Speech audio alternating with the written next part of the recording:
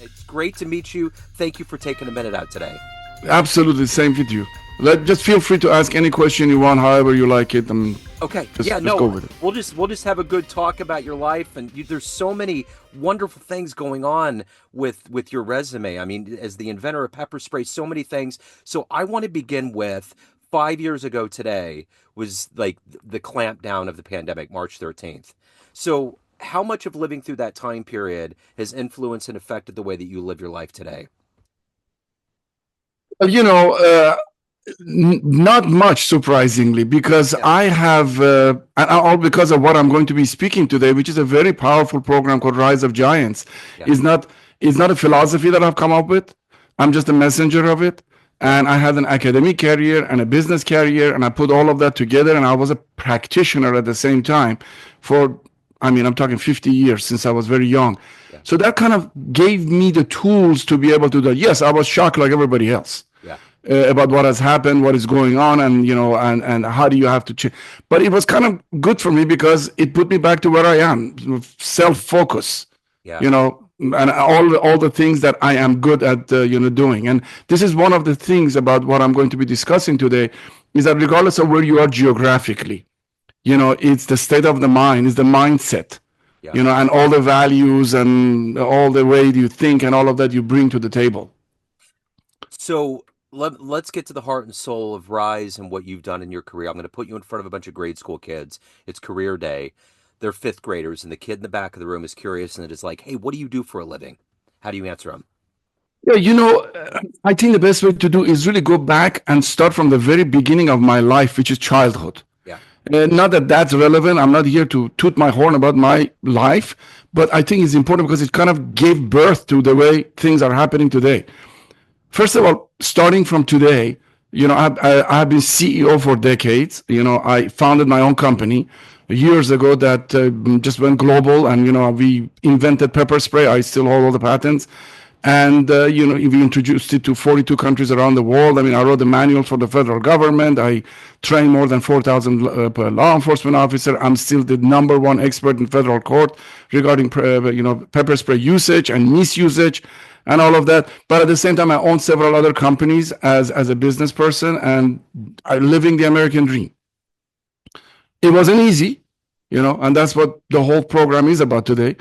But at the same token, I had a different career parallel to that, which was academic. First of all, I was advisor to senior executives at Apple for more than a decade. So this program that I'm going to be discussing today was implemented, a portion and parts of that at Apple for a good portion of time. I'm also academically professor of two different fields, which is kind of unique. I'm professor of MBA, so I teach business and everything, obviously. But at the same time, I am a professor of Eastern philosophy, and that has been kind of my love to do that. But you can't make money with Eastern philosophy. That's why I'm a professor of MBA. Yeah. So that was my academic life, although that was always my interest, not rather than my career, a professional academic, business career. And of course, I lectured on something that I've been researching for decades and decades and decades, which is the ancient warrior and medieval warrior tradition at the U.S. Naval Academy and war colleges. I've been doing that. So going back really when I was very young, I was always interested, like some kids are, kind of a seeking person. What is all this about? What is the meaning of all this? Bothering my parents about it and trying to read books and things. And I was very young. I was 11. What is the purpose of all this? And of course, most of it was probably I didn't want to go to school, but I had to come up with something. And something very bizarre happened, which has nothing to do with what I'm going to be speaking, but it's kind of an interesting story. My mother, grandma side were from Georgia, at the time Russia, and I was 11 years old, and I was at my great aunt's house, which was much older than my grandmother. And she started talking about the fact that when she was young, she met Rasputin.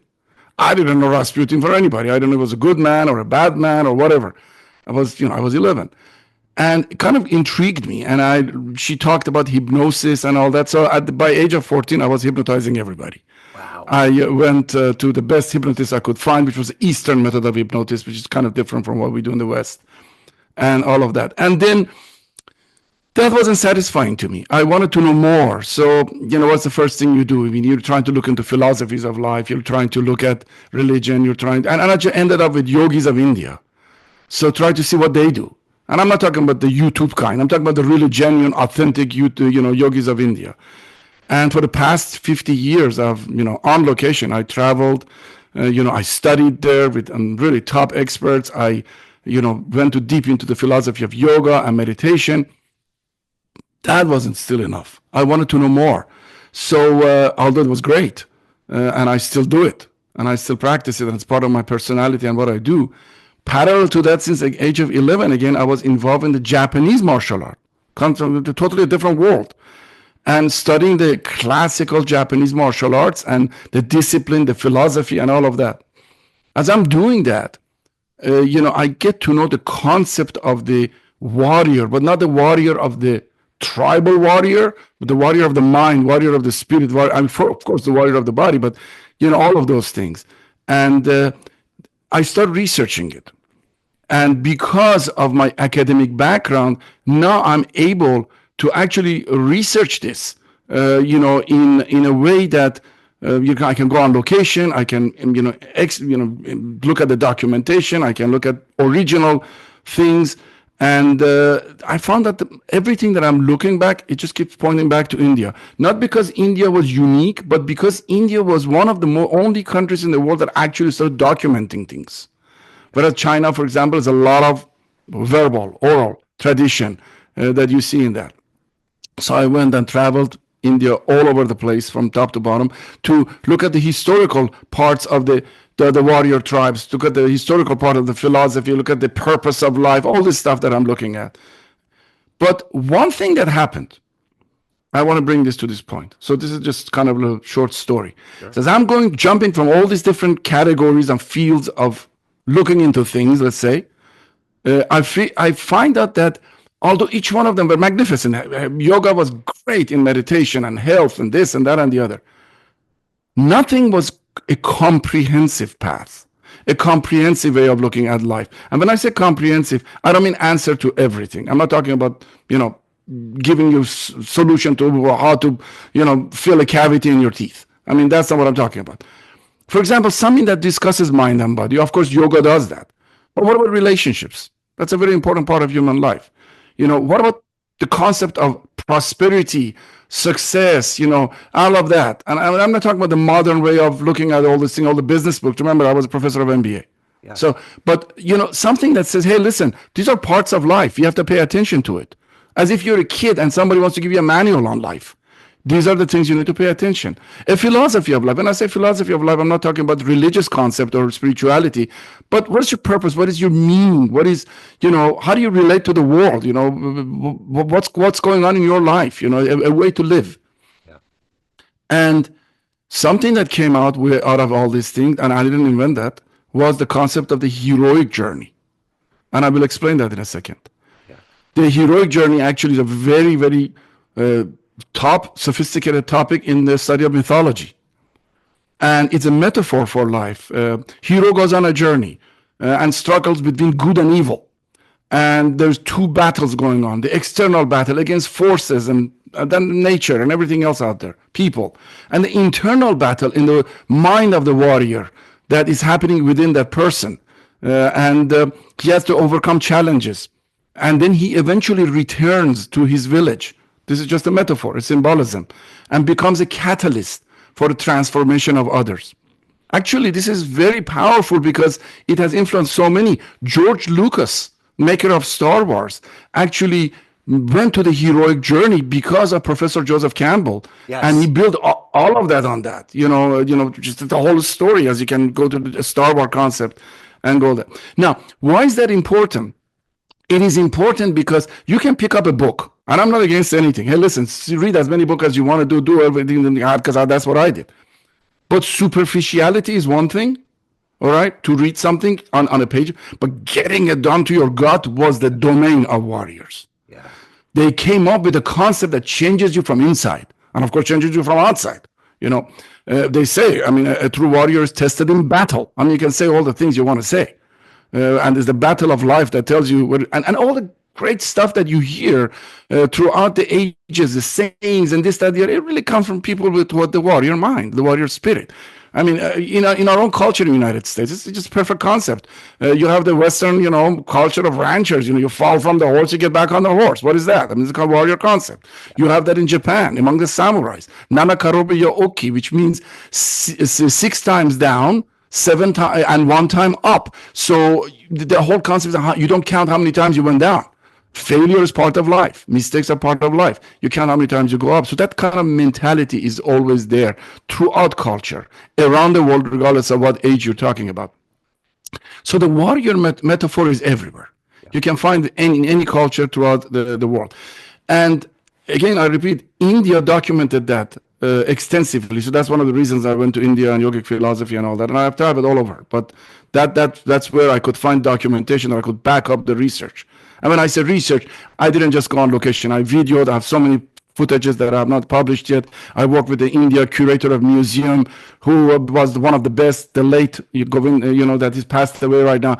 And, we had all the arms and armors, the best of the Asia was sitting in the Indian curator museum because of the English. So we looked at all of that. And something that most people overlook, and the reason I bring India, there's a purpose here. They overlook is that even yoga that sounds so passive, all right, and practitioner, the people who practice it, and that was kind of happened in the Middle Ages, and it was never violent, of course, but original founder of yoga and meditation, which in India is Lord Shiva himself, was a warrior. Yeah. And his son, called Kartikeya, was the Lord of War. Why these metaphors? Why? You have a book in Indian philosophy called Yoga Vashishta, which is a very advanced practice, book of yoga. The very first chapter is not about meditation and how to control your breath or how to do breathing or postures and all. The very chapter is the book of effort. Yeah. Kind of interesting American philosophy, isn't it? Yeah. Get up and do something. Yeah. And obviously, and most people overlook that. Why is the effort is the most important thing in the first stage? And of course, the gift of the warrior tradition throughout history has been meditation, yoga, study of consciousness, and of course, the concept of enlightenment. The concept of consciousness that neuroscientists that people talk about 3,000 years ago, you have that in the Indian culture, talking about chit, which is consciousness, and the concept of, for example, Zen meditation in Japan. It's not a Japanese invention. That came from China. It was a mispronunciation of the concept called Chan in China, excuse me. And then that was a mispronunciation of the Indian concept of Dhyan, where, in India, that was taken there. So you see all these warrior concepts has been influencing all these different cultures throughout the ages. And their stories have come across. Yeah. The story, for example, of the turtle and the rabbit chasing, running, who's going to win, is part of Hitopadesha, which was one of the warrior scriptures of the past, teaching to their kids. So that's gone throughout the culture. So warriors are not about violence. Let me get there. We're not talking about tribal warriors. We're talking actually about epic warriors, but we're not talking about Viking gods here. Yeah. We're talking about where can you get in your life, and that's the whole concept that it is.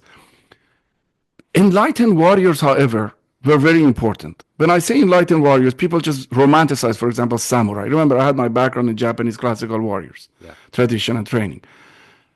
When we're talking about samurais, and I want to be very clear here, we have that in the movies. Great movies have come out even this year, about samurais and this, that, the other, but we're not talking about the drunken samurai who's drinking sake and is just killing everybody. We're talking about the enlightened samurais. There were many of them. And they were giants of mind, giants of heart. They really were the grand wizards of life. They knew how to manipulate the life toward the betterment of themselves and others. Why? Because they completed the heroic journey. Let me get you back there again. They completed the heroic journey, and like a snake, they shed their old skin.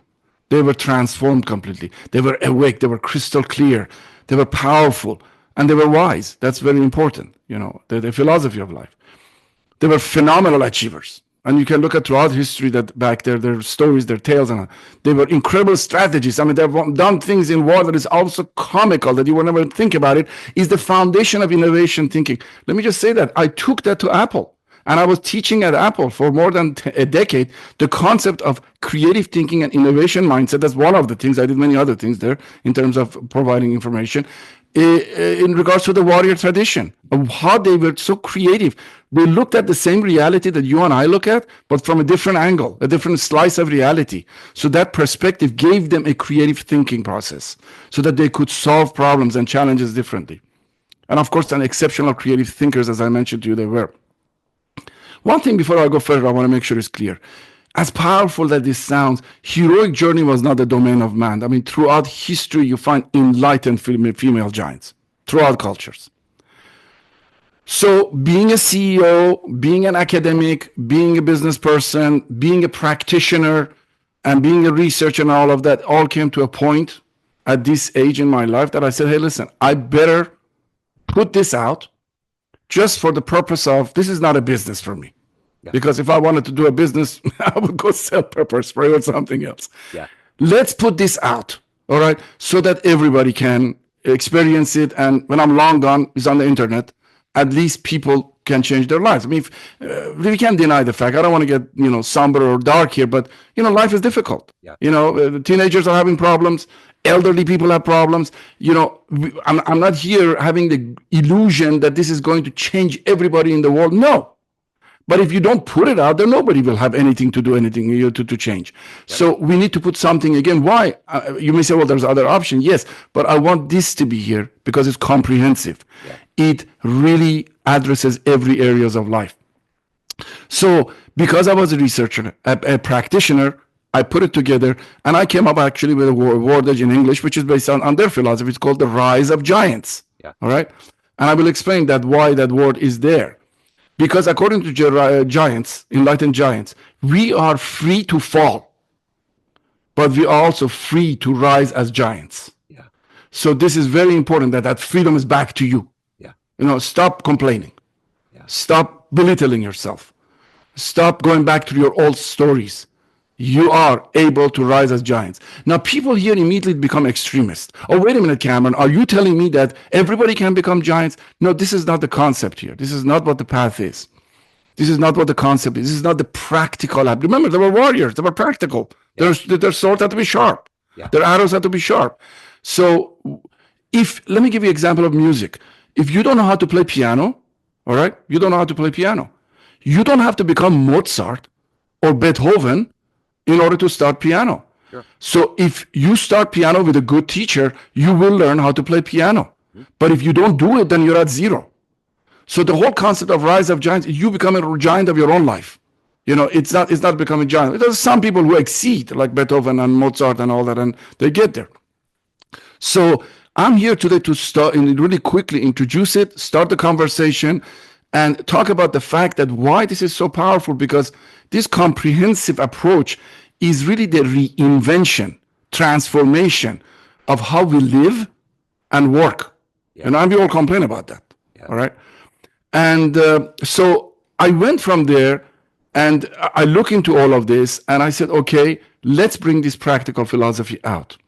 Because truly, in my opinion, after I've gone through everything, all the books, every tradition I looked at, I'm the professor of Eastern philosophy. Listen, I didn't let any book, even Western philosophy, I got my undergrad in that. Make sure everything is not, I had to study, obviously, as, to look at, neuroscience, look at quantum physics. Everybody else talks about these things, but I really wanted to really deeply go into it because I have the academic background. I don't pretend to be any of those, but I had to just kind of bring myself up to speed to see what's going on today. And I can say with conviction that it's truly the most powerful transformation of personal life and workplace, and really developing leaders, of companies and leaders who will lead the nations in the future. And why am I saying this? Because I taught leadership. I was in charge of executive education for leaders at American University. So I've taught leadership at U.S. Naval Academy, and many different colleges. It's okay to get a certification in leadership courses, but to become a leader is a different story. To truly become a leader, we all know it, we all say it, you have to be forged in the fire of life. Yeah. How? You just don't go throw yourself into fire. There should be a roadmap. And the warriors provide that. The enlightened warriors provide that. So the way they do it, Joe, is through 17 gates. Rather than steps, they're gates. Like you're going from one city to another, from one space to another. Yeah. And these gates are really the concept of heroic journey. By the way, you end the last gate, you have finished the heroic journey. Now the metaphor of the hero is done. He's finished the journey. Like Hercules with his with his gates. He had to go and do all these things called the labors of Hercules, and he had to eventually come back and all of that.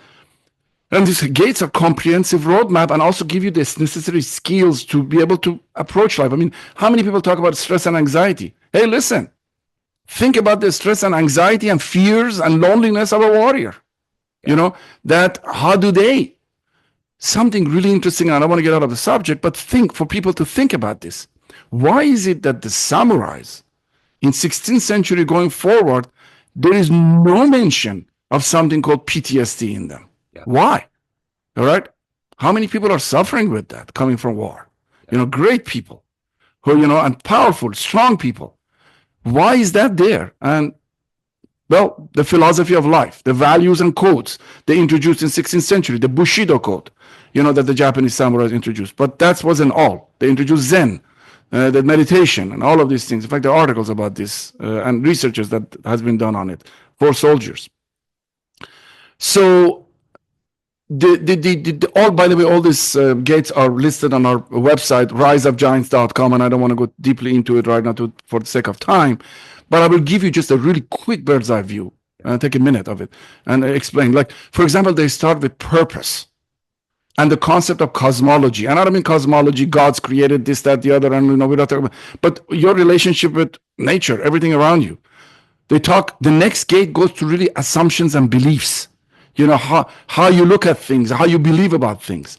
Do you really rely on your beliefs? I mean, are you in delusion, or what's going on with your belief system? Are you really solid in it? Have you tested it? The next, go to perception, concept of perception and nature of consciousness. Can your five senses be relied upon? And people say, well, why this is getting too esoteric? It's not. A fraction of second, two warriors facing each other. Let's say two samurais. Again, I bring that example because we've talked about samurais. This is not about samurais, but just as an example, they're facing each other and they're masters of sword, both of them. One fraction of misconception and miscalculation in perception is death. Yeah. So the warrior has to, take that metaphor to life. Yeah. You make a bad decision in your relationship, you make a bad decision in your business, you make a bad decision in your job, whatever it is that you do. The concept of agility, speed, and endurance is called vitality, is another gate. And that's just not physical. That's also mental agility, speed, and endurance. Another one is stress, anxiety, and fear. Warriors are going right after it.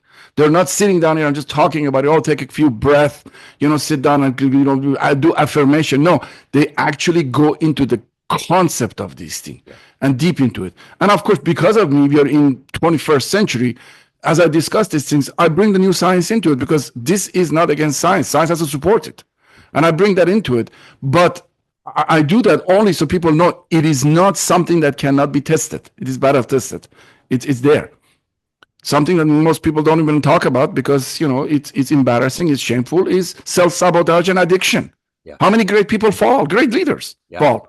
They had to deal with that because it pulls people back. It takes away most of your energy when you're there. The concept of unworthiness, undeserving, self-identity. In fact, the warriors, this is the next gate. They say, no, we want you to reach radiant self-identity. The concept of radiant is really interesting, like you're shining. You don't let yourself go down to that place. And of course, overcoming difficult challenges. We've talked about that, how important it is to be able, as a warrior, to overcome war, battles, things like that. And is everything 100%? Of course not. We discussed that you fall from the horse, you have to get back on the horse. Creative strategies, called the science of victory, is another gate. Which, it really wonderful strategies that, for example, Sun Tzu, The Art of War, the book, talks about those strategies, but people really kind of focus on that. There's so many other books that, some of them far beyond Sun Tzu that are out there. Some are translated, some aren't. And I'm bringing that into the picture. The concept of prosperity, because I mean, I mean, at the end of the day, you have to put bread on the table, you know.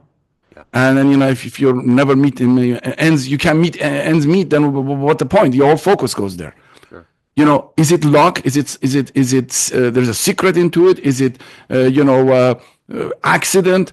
So how do you create prosperity with work, job, and business? And believe me, it's not about manifestation. Yeah.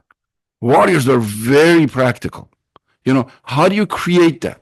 You know, how do you create that concept? And let's not forget that whether we like it or not, you know, Knights Templar, that the warriors of the Middle Ages, they were very important because their whole purpose was to make sure that the pilgrims that they're going to Jerusalem, they were all safe. And guess what? They were the most important bankers. Yeah. You know, and they created a banking system that the whole Europe was so sophisticated, Yeah. prosperity, that had to follow. And that was one of the downfall because the king of France decided that these guys have all the money, we better kill them all. And guess what? The day they killed them, you know, superstition is interesting here, how it's passed on to generation, was Friday the 13th. Yeah.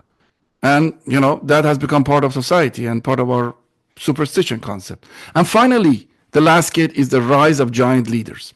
I want to end something here with the concept of giant and balance, because I've gone long enough. I just wanted to make sure that give you the chance to kind of ask any questions you want. Sure. They look at life like a table, if I can say that. Table has 4 legs. All right. One leg is prosperity. You know, you have to have financial security. One leg is your relationships. One leg is your mental and physical fitness. They're not talking about health, fitness. Okay.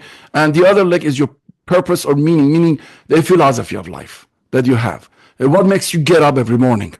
You want to jump out of bed rather than, oh God, I'm going to get out of bed. Those 4. Now, each leg has to be there because otherwise the table collapses. Yeah. All right. But just because you're very rich, let's say, on one leg and one leg is very fat, all right, because you're very, very strong in that leg, that's not a great balance. So the goal is not to be master, expert, best of every one of these legs, but to create a balance. Yeah. Don't ignore it, they're saying. Yeah. Because you can be very rich, but you're ignoring your relationship, you'll be very miserable. Yeah. Don't just pay attention to your relationship and ignore your finances, because then you're going to be very miserable.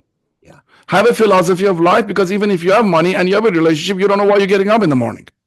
So all of these things are important. Mental and physical health. Yeah. Okay, if you're just walking and I'm huffing and puffing because you're not fit, you know, then you're not enjoying your life. You're not living a quality life. Yeah. Mental fitness is important. If anxiety is how can you be a leader if you're sitting in a company and you're anxious? Yeah. You make decisions from fear. Yeah. You don't have crystal clarity in your mind. You haven't given a chance to rethink the strategies. Yeah. You're not a strategic thinker. All the stuff that is becoming kind of, fashionable today in business schools, there's stuff of the warriors. Yeah. In fact, the whole corporate organizational structure comes from the warrior and military. Yeah, absolutely. So all these things is based on that. So anyway, so for now, Rise of Giant is just an audio podcast. Right. I'm just putting it out there, and it just keeps growing. And I'm going through every gate, and I'm giving little short podcasts here and there. Yeah. And anybody can search it for Rise of Giants, and the podcast comes up.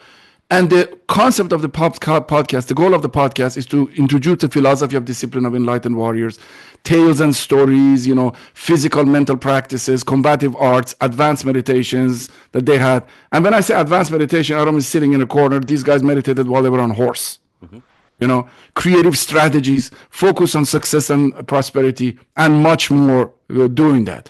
So it's not a workshop. Eventually, maybe that comes up, but it's not a workshop, but it's something to introduce it, because we need to introduce it so people at least get used to it. It's not a foreign concept. The heroic journey is being introduced in practical concept through these gates. So I hope that I didn't, go too far in too many details. I just wanted to give you as much as possible on your table so you can just hit me back. Yeah, well, I wanted to scratch the surface. You've done a great job of hitting a lot of points that I was going to follow up. So I want to make sure to put riseofgiants.com in the show notes. You've been wonderful at mapping this out, and I really wanted to hone in on Rise of Giants, of all the things that you've done and accomplished. So I will get that in there. I really do appreciate your time. I want to continue this, and I would love at some point down the line. I'm so fascinated by your idea of the heroic and the myths and Joseph Campbell. I just listened to interviews with Bill Moore Warriors. So if we could pick this up down the line, I would love to delve in further. I absolutely, just let me know. I am passionate about sharing these. Programs are free on the riseofgiants.com. Just go there and sign up and you can get whatever you want. And I'm available with email for anybody. And Joe, anytime. I mean, I would love to be on your show, and let you just hit me with anything you like. I would love to do that. I'm so glad we scratched the surface. So we'll take it to part 2. Thank you, sir. Thank you for your time. Thank you for your brilliance. And best of luck. Have a wonderful day. Thank you, Joe. I appreciate it. Thank you, sir. Thank you. Hello, friends. Joe Dimino here. I just wanted to let you know that after 30 years or so, I have finally released my first book of poetry through the mighty Spartan Press here in Kansas City, Missouri. As the creator and host of both Neon Jazz Radio and the Famous Interviews with Joe Dimino podcast, along with being a visual artist, I'm ready to embark on a new adventure and want you to be a part of it. You can get a copy online via Barnes & Noble, Amazon, and actually on the streets in Kansas City at the great Prospero's bookstore off 39th Street. You can also visit joedimino.com for links to the book, to more poetry, and everything in my world, including paintings. Thanks for all of the love and support over the years, and please dig the words.